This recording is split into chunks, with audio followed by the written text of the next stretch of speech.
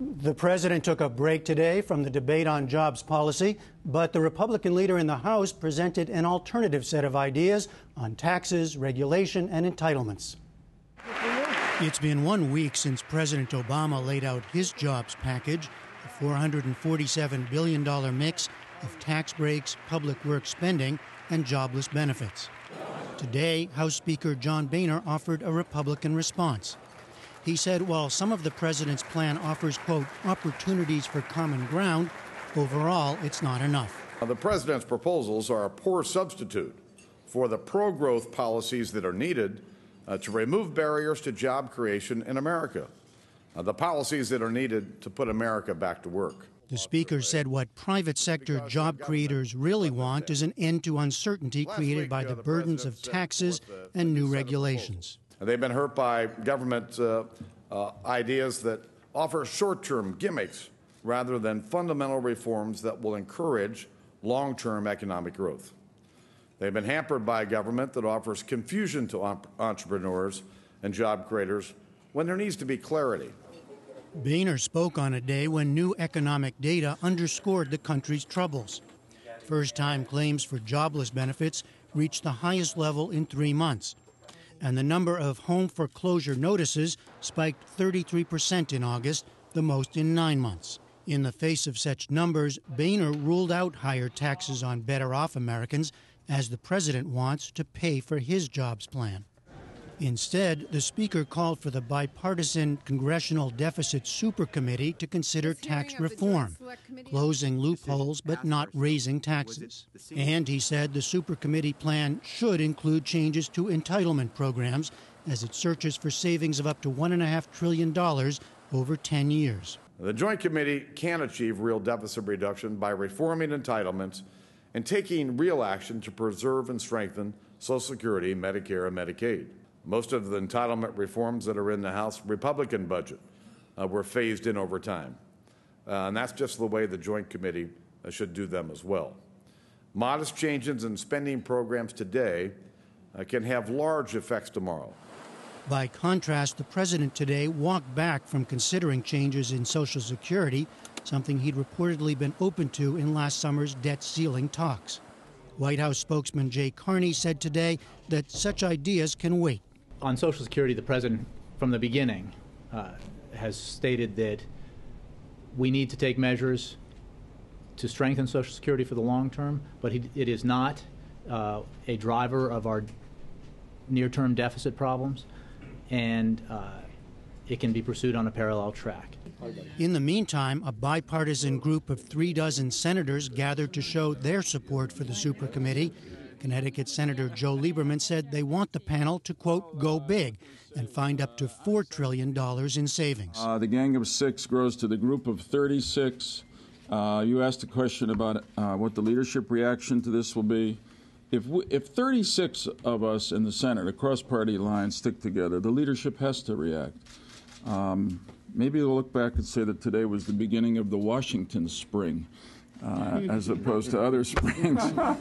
But that moment of mirth aside, there was little sign of how Democrats and Republicans will find agreement on specific measures to spur job growth while also cutting the deficit. And I'm joined now from Capitol Hill by 2 senators to discuss the politics and policy of job creation. Republican Senator John Barrasso of Wyoming and Democratic Senator Ben Cardin from Maryland. Senator Barrasso, before we get to the differences, I want to start on this question of the potential common ground. Now, Speaker Boehner said again today there are some parts of the president's plan that Republicans might be able to work with. Do you agree? And if so, which parts exactly? Well, I am looking for common ground. I do want to work with the president. I want to make it easier and cheaper for the private sector to create jobs in this country. And I think by ratifying the 3 free trade agreements that the president talks about, that would be a great start. And I'd love for him to send those now to Capitol Hill so we could actually ratify those and get people back to work. What about the other key things he brought up the other day, extending the payroll tax, infrastructure spending? Well, I think it all comes down to how you're going to pay for a number of these things. I think we need to look for ways to take the red tape away from American jobs creators. And unfortunately, today, today this administration rolled out another $10 billion in red tape on our job producers, and that makes it harder and more expensive for the private sector to create jobs. Now, Senator Cardin, on your side, one of the key questions, of course, is what can and will happen on entitlement reform. It looks as though today the President wanted to set that question aside. Is he right to do that? And to you, some specifics on where you think there might be some room for agreement here. Well, the President's absolutely right. Social Security has nothing to do with our current deficit problems.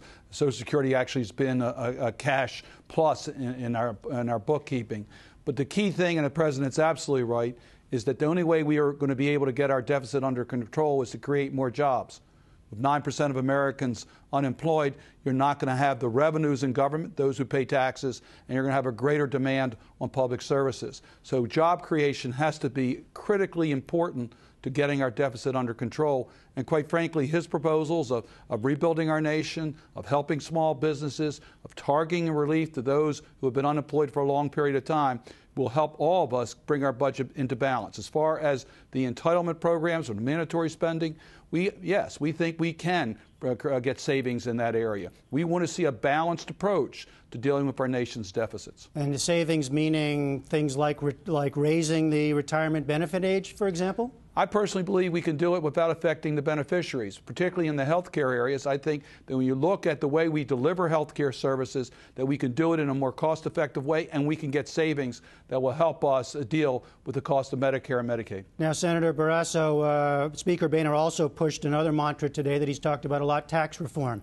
We hear a lot about closing loopholes, but again, we often don't get the specifics. What exactly might that mean? For example, the ending the home mortgage deduction, things like that. Can you give us some specifics?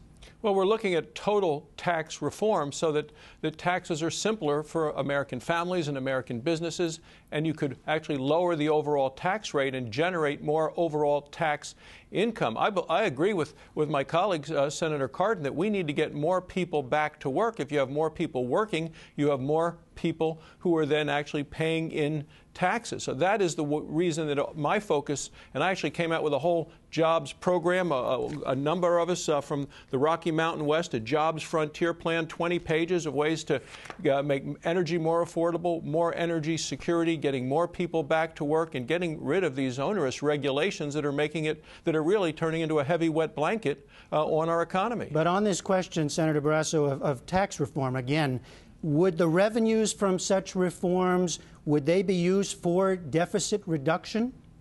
Well, our real problem is we have a huge debt in this country, over $14 trillion. We're borrowing $4 billion a day, $2 million every minute. We're borrowing a lot of this from China. And how do you stay a strong and an independent and forceful nation in the world if you owe this kind of debt to people who are not necessarily your friends or don't necessarily have your best interests at heart? So I am hoping that this deficit reduction committee of 12 that are working together, I hope they do go big and get to that larger number of $4 trillion. Well, Senator Cardin, we keep circling around this areas where there might be some agreement. Even as Representative Boehner was speaking today, a number of Democrats were suggesting that they can't support the president's plan in full. So as you look at what's going to happen in the coming weeks here, is it now clear that the full plan doesn't go forward, that this is done piecemeal? What do you see happening? Well, I think the president's laid out the right plan. I think Democrats and Republicans need to come together. It's not going to be what the president wants. We're going to have to be able to develop a plan between the Democrats and Republicans. I hope, though, it will meet the objectives the president has laid out, create the jobs that we need. You mentioned with Senator Barrasso tax reform. I think tax reform is one area where Democrats and Republicans can come together.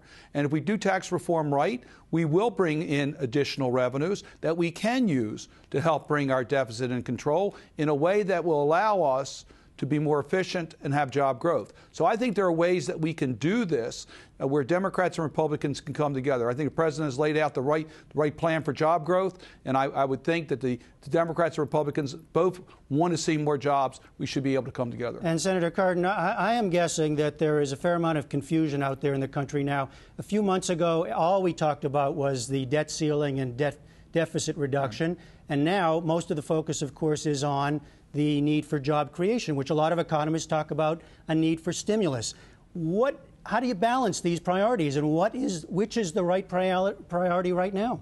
They're one and the same. You cannot get our deficit under control unless we create more jobs. There is no way that we're going to have a manageable budget with a 9% unemployment. We've got to get that rate down. So I urge this joint committee, the super committee that's been created, they need to make sure that part of their recommendations, they don't have to deal with the jobs issues directly, but part of their recommendations must be to leave us the ability to create jobs, give us the resources so that we can rebuild our nation, help small businesses, target relief to those who have been unemployed for a long period of time. Do that so that we can create the jobs. If we do that, we can balance our budget. Otherwise, it's going to be impossible. Senator Barrasso, just in our last time left here, are we still looking at two fundamentally different approaches to dealing with these priorities, or is there something coming together here? Well, I want to come together on the trade agreements. I want to come together on energy security for our country. I want to come together on getting rid of the red tape, which is a heavy wet blanket on our economy. But 90% of the president's plan is paid for by increasing taxes on individuals' tax returns. And I think at times like this, there's bipartisan agreement that you shouldn't be raising taxes on anyone in these economic times. Well, Senator Cardin, that doesn't sound like agreement. That sounds like taking the taxes off the table is on their side. What about your side? I think we have different views and different visions on how America needs to grow. I think that is clear. However, we all have a responsibility to listen to each other and to come together with a proposal that will move this nation forward. Objectives are the same: job creation and bring our deficit under control. We're going to have to yield on each other's views so that we can come together with a true compromise in the best spirit of our nation. All right, Senator Ben Cardin of Maryland, Senator John Barrasso of Wyoming. Thank you both very much. Thanks for having us.